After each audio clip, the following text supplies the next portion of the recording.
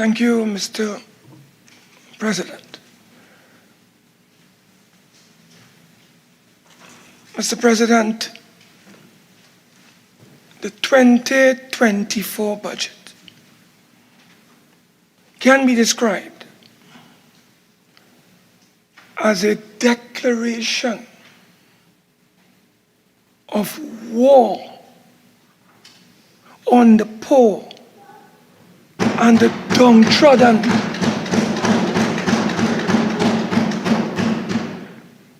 This declaration by the PNM and the IMF ally have plunged the nation and the people into virtual darkness.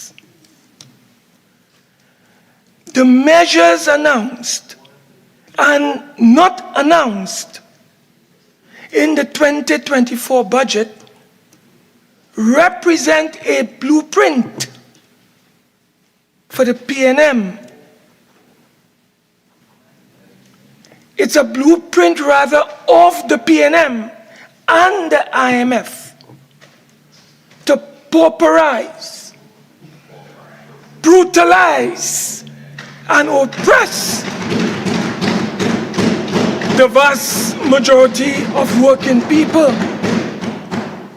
Mr. President, one only has to examine the contents of both the Article 4 consultation of 2023 and Moody's report to understand the collaboration, the conspiracy between the PNM and the IMF. Mr. President, I think it was DJ Bravo who was immortalized in song. And I want to share with you some of his lyrics. This is a sad place. Our country is in a sad place. When I look around, only sad faces. Who took the S out of Port of Spain? It's only pain for the working class. Mr. President, blood flows through our streets, our villages, and our communities. No one is safe. Nowhere is safe. Our motherland is under siege. The state has now come under direct attack. You cannot experience the fruits of prosperity if you are dead, if you are murdered. Mr. President, there can be no prosperity without safety and security. Poverty, hunger, joblessness, hopelessness, and sadness seem to have conquered what was once paradise. Mr. President, Trinidad and Tobago is in trouble. And no amount of deception, deflection, misinformation, falsehoods, victimization, and untruths will cover up the advanced decay and decomposition of this country's body politic. Mr. President, our country is in profound danger. The economy is in deep trouble. Our nation is in a worrying place and space.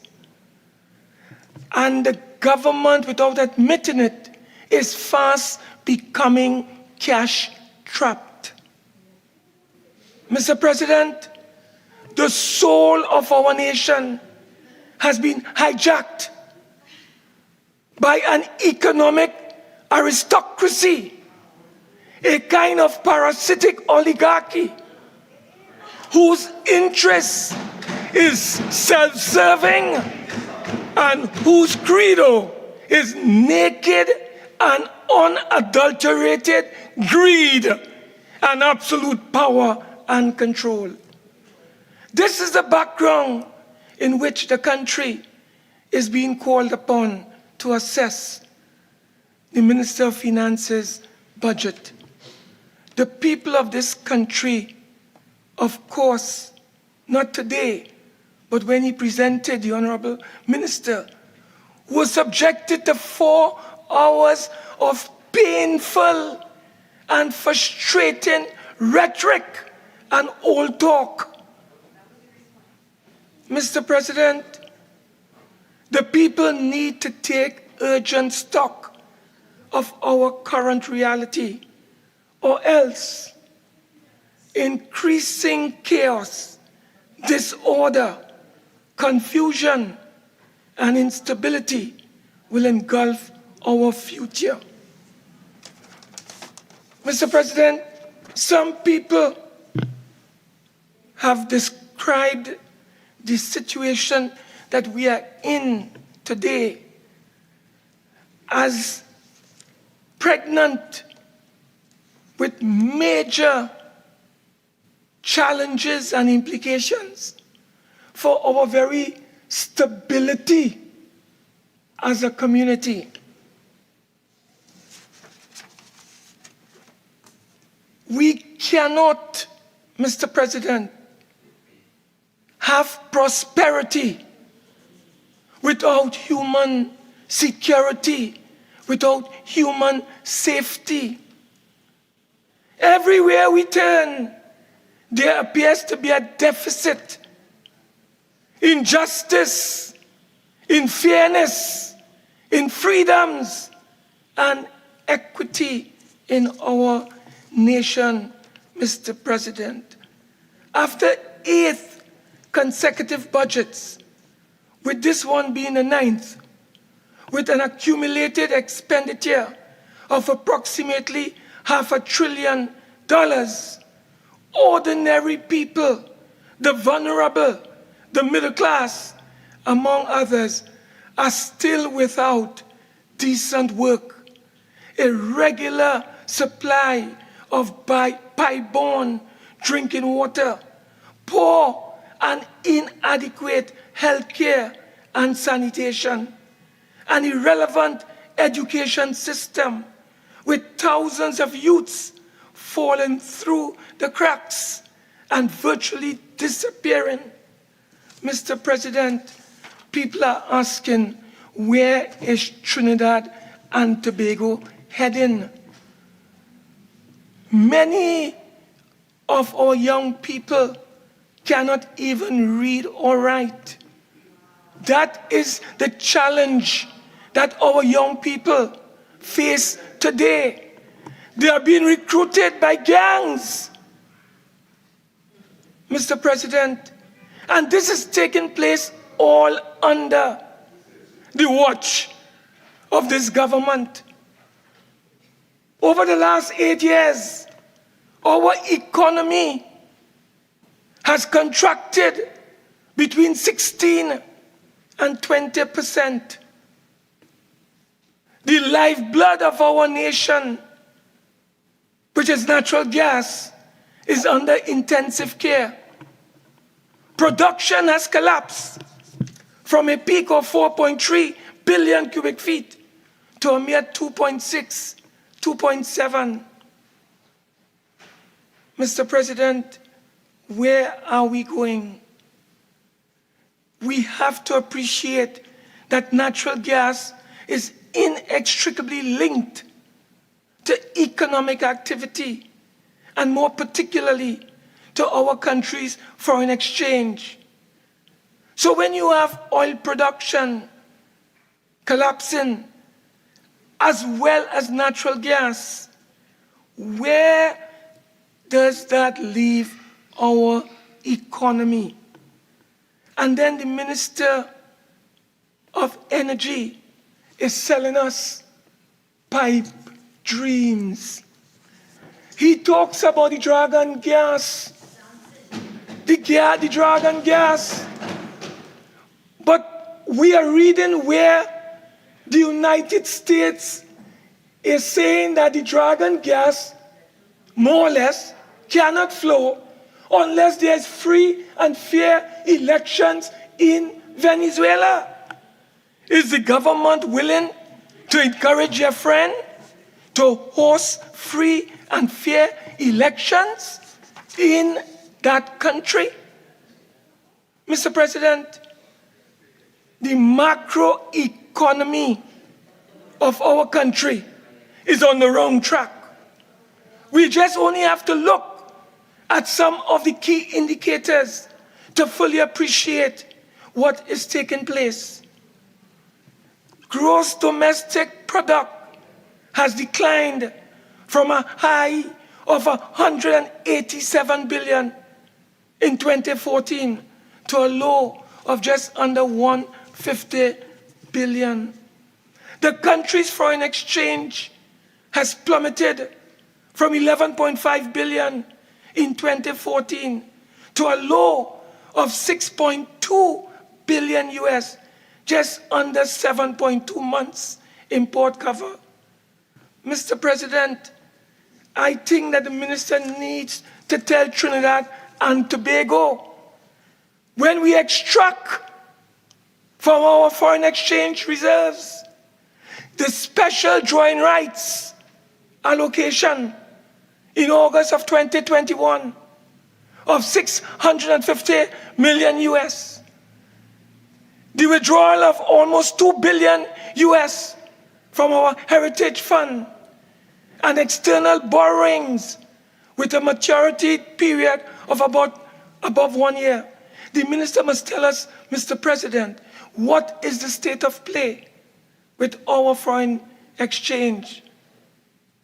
Foreign direct investment is now minus $500 billion or $500 million. Mr. President, the public sector debt stood at 44.1% when we were there at the end of 2015. Today, it is now 71.1%, according to the Minister of Finance. Whether it is a fiscal deficit, whether it is the overall general debt increasing from 75 billion to now $129 billion, Mr. President, the country is in trouble. And Mr. President, inflation is eating away at the people's purchasing power. The standard of living, the quality of life of the people have collapsed. Mr. President, would you believe between 2014 and the end of November of 2022, prices increased by over 67%, along with transportation and healthcare costs. People are reeling, Mr. President, as we speak. And then, Mr. President, on the heels, we have the government introducing what can only be described as draconian measures. Draconian measures to further pauperize the middle class, the working class, and the working poor. Would you believe that the Minister of Finance spoke for 45 minutes today, and not on one occasion did the Minister of Finance mention the 15 to 64% increase in electricity rates for poor people and households in Trinidad and Tobago? Not once did he talk about how the increases will impact negatively on commercial business, on industry. Not once did he talk about that is going to contract aggregate demand in this country. And where is the economic growth going to come from? Nothing. Mr. President, is only hammer blows. Only hammer blows for the poor, for the middle class, for the working class, for the youths, for our farmers, whilst their friend and their financiers live in luxury. Some of them, Mr. President, don't even pay corporation tax. There's one of their financiers listed on the stock exchange. He got 5 years free of paying corporation tax. But you know what, Mr. President? Property tax for you. Property tax for me. Property tax for 400,000 residents, but big business are paying no corporation tax. How is this fair?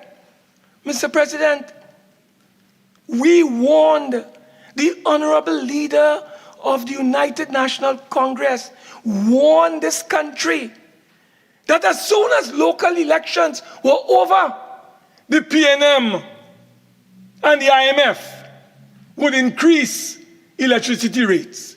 And so said, so done. They waited,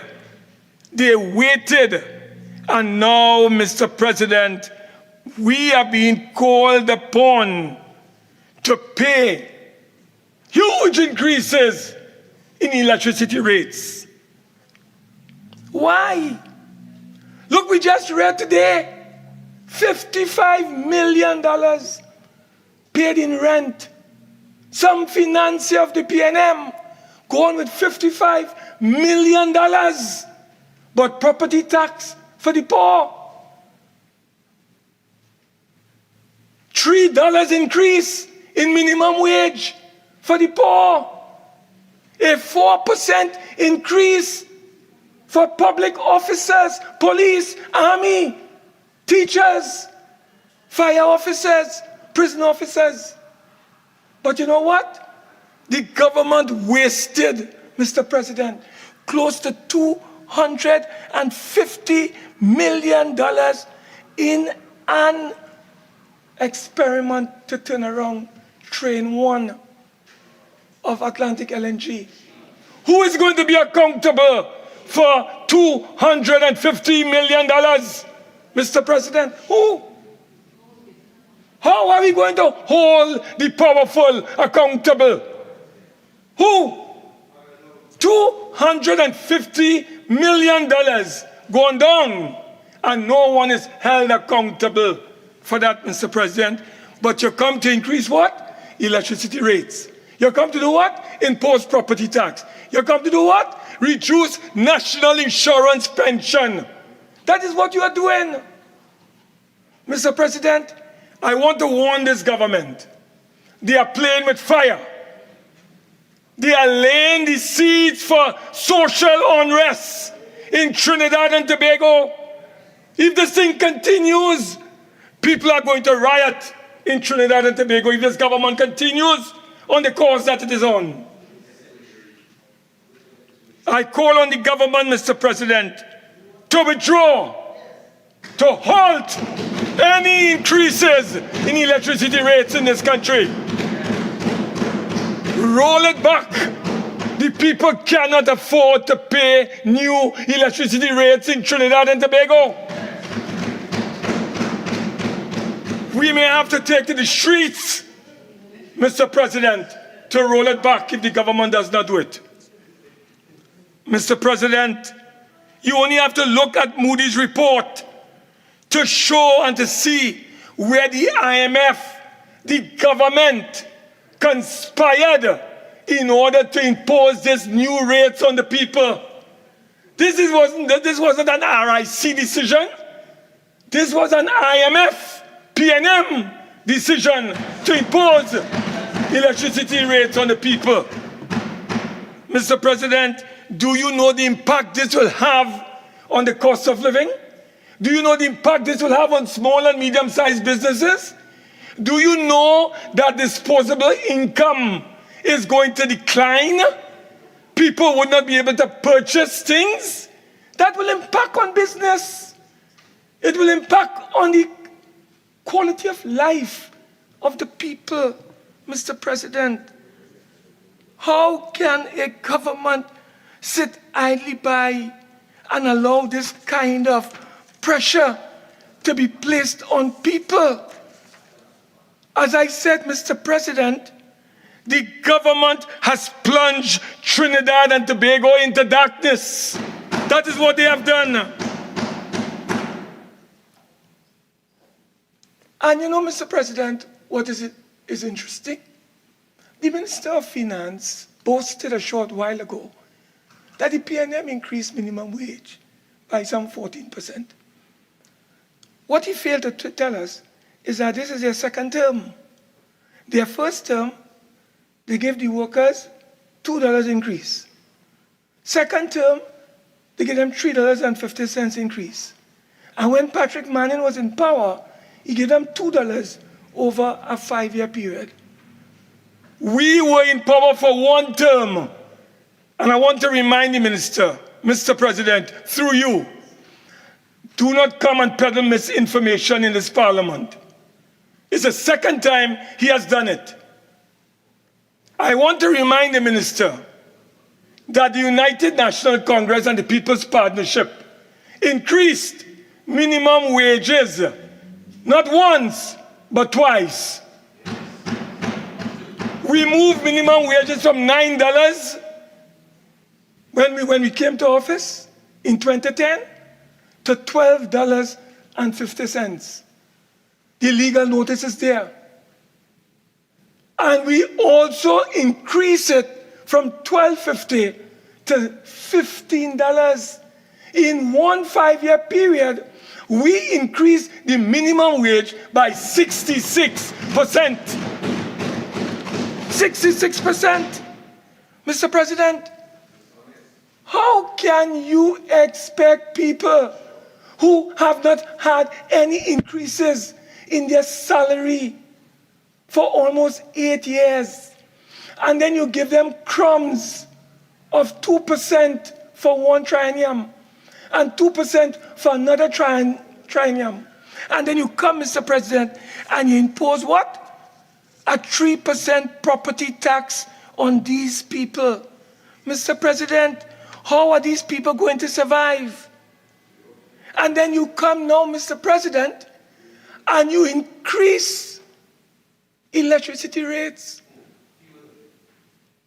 You increase fuel at the pump, not once, not twice, not 3 times, but 6 times. And the people are riot yet. That is the kind of punishment that the poor people have experienced under this PNM. Mr. President, we call on the Prime Minister to dissolve the Parliament and call general elections in Trinidad and Tobago.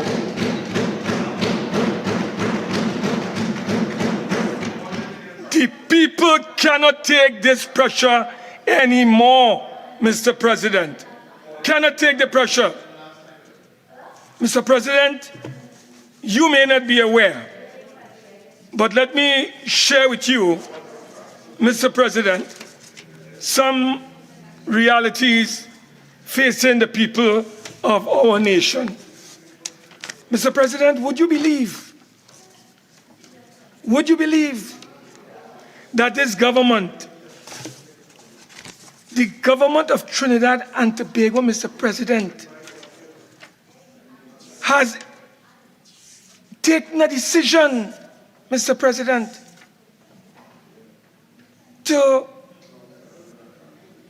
reduce the NIS pension for workers? Mr. President, may I remind this Honorable Senate that the issue is not 65 years. It is not increasing the retirement age to 65 years. That is not the issue. Mr. President, you know what is the issue? The issue is that the government, in collaboration with the IMF, have taken a decision to reduce workers' pension by 6% annually. That is the issue. What the government has decided to do, Mr. President, and I want to share the facts with this honorable chamber so that we can understand the scheme, the trick, the deception of this government as it relates to NIS pension. You know what they have said? They said $3,000 that people receive at the age of 60 after making a minimum of 750 contributions. They are saying that $3,000, Mr. President, is too generous. The IMF is saying it is too generous. The PNM is saying it is too generous. And you know what they want to do? It is in the 10th actuarial report. Read it. They want to bring national insurance pension to 80% of the national minimum wage. It is in the report. And the government has adopted the report. Mr. President, let me take you on a brief journey so you can understand the criminal conduct of the IMF in collaboration with this government in order to deny the people their entitlement of $3,000 after they work and contributed their 750 contributions. Mr. President, here what they have in their report, and we have calculated it for you. If you retire at the age of 60 under the PNM and IMF scheme, you will receive a whooping 30% reduction in your NIS pension. Listen to what I'm saying. A 30% reduction in your pension. And Mr. President, that will result in you at the age of 60 receiving only $2,100 a month and not $3,000 per month as you are currently receiving. This is a $900 decrease. And Mr. President, what that would mean is on an annual basis, you will lose $10,800 as a result of the government's decision to reduce your pension by 30%. Mr. President, if you go at the age of 62, it is 18% reduction. You go home with $2,460. You lose $6,480 every year. If you go at 63, Mr. President, it is 12%. And you go home with $2,640 a month. You will lose about $4,320 every year. And if you go at 64, you get a 6% reduction, and you go home with $2,820 per month. You will lose about $2,160. Only, Mr. President, if you take your leave, if you take your retirement at the age of 65, would you be entitled to your full $3,000 NIS pension? The government has not told the country, Mr. President, that the purpose is to reduce your pension by over 30%. That is the trick. I want to tell the government, Mr. President, we reject that completely. We are saying that people who have served and they have worked and they have contributed, they must be entitled to go at the age of 60 in accordance with the law right now as we speak, and they must get their full $3,000. Mr. President, would you believe that in 2016 we had 530,000 contributors to the NIS? You know, as we speak, the Minister of Finance has publicly confessed that we only have about 400,000 contributors. Where the 130,000 gone in 7 years, Mr. President? Mr. President, you know it gone? The government closed down Petrotrin and 6,000 workers stopped paying NIS. The government sent home 800 workers at TSTT, and those people are no longer contributing to the NIS. So retrenchment and termination of employment and the government's employment practices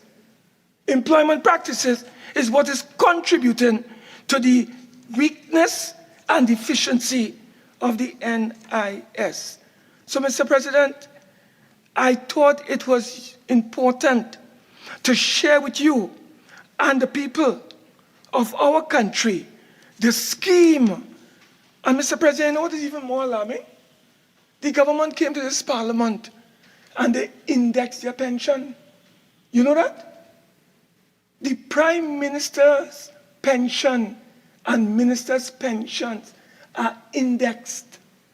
And they included not their last salary, alone, but they included their housing allowance. So the government business fixed, but the poor people reduce their pension. That is what they want to do.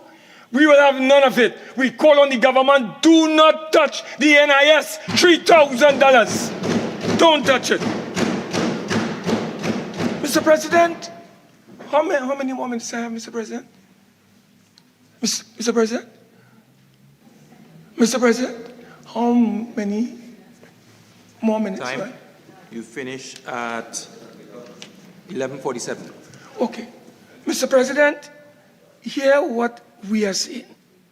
We have done a survey using CSO data, and the survey revealed that between 2010 and 2020, the income distribution in this country has worsened.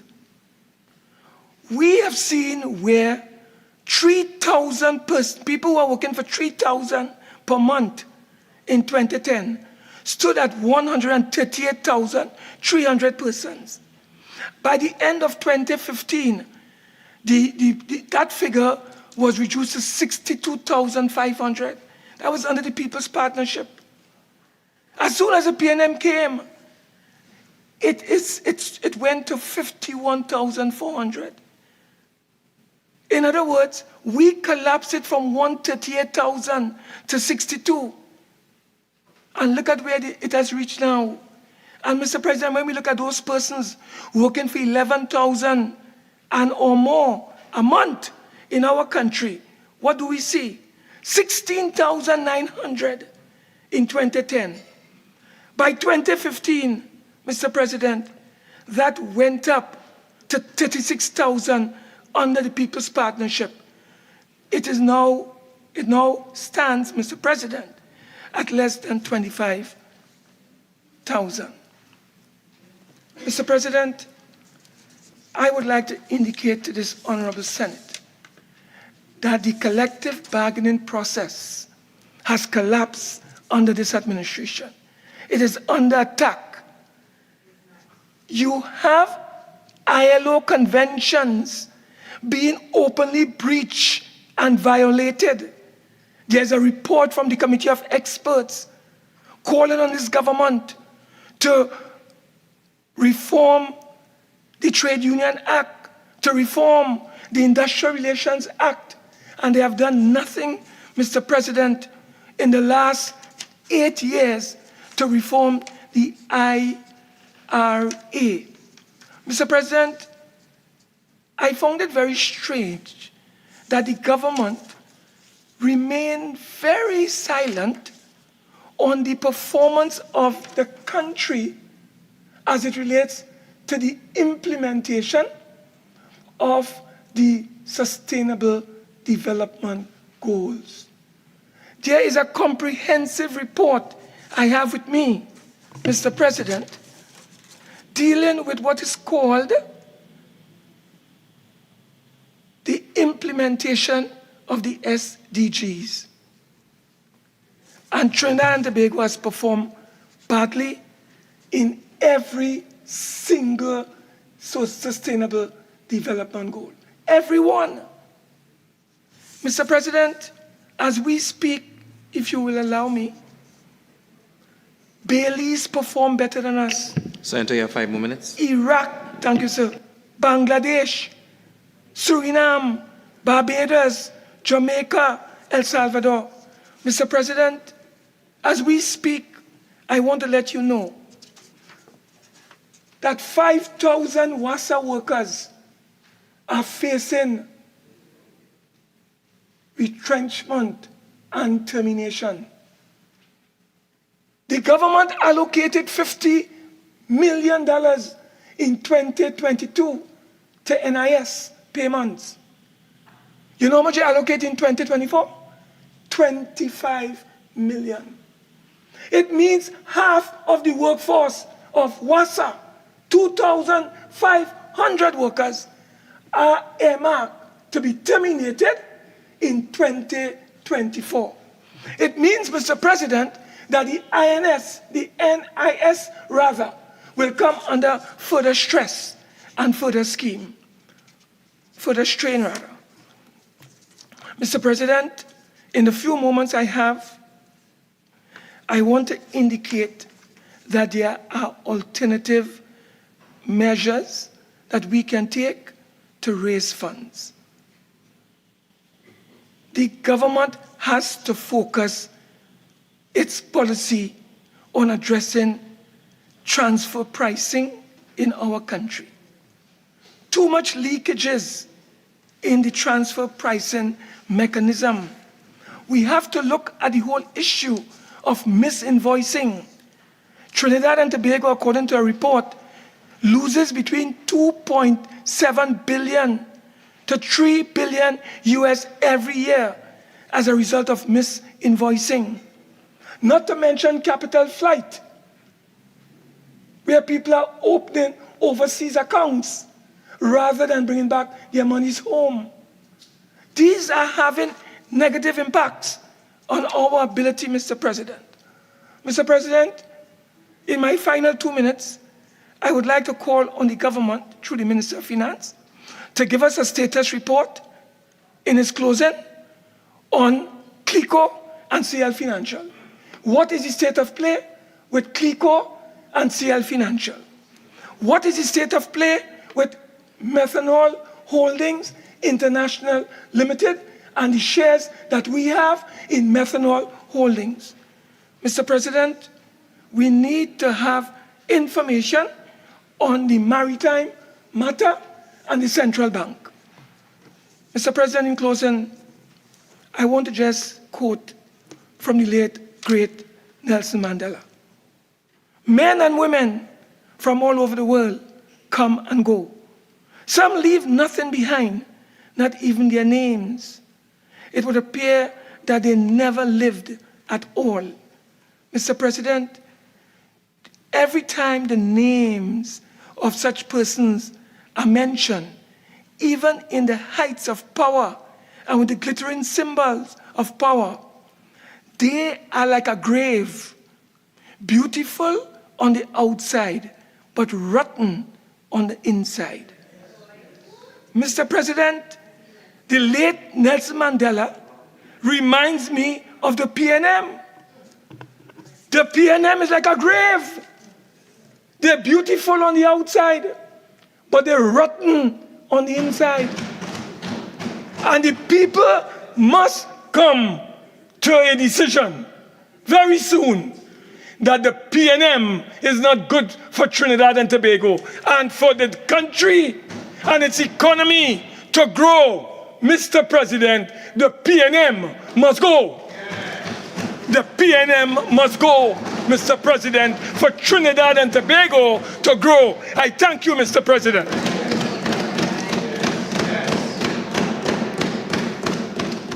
Senator Dr. Paul Richards.